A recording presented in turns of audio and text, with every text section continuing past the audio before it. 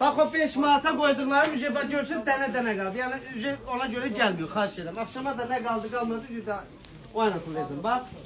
İndi yeni sezon mallarımı göstərirəm. Daha ücəyə endirimlər bitdi. Bir dənə oduncular qalıb 10 manat, onu istəsiniz gəl götürürsünüz.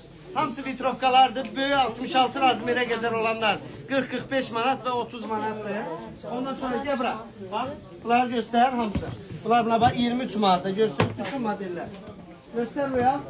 Artıq bax yeni sezon ayaqqabılarımız gəldi. Bax hamısı.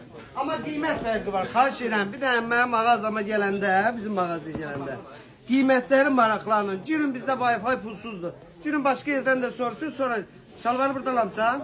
Gəl bəri. Buna bax. Neçədir bu qıqam? Neçədir? 25 manat. Hatta buradan da mı?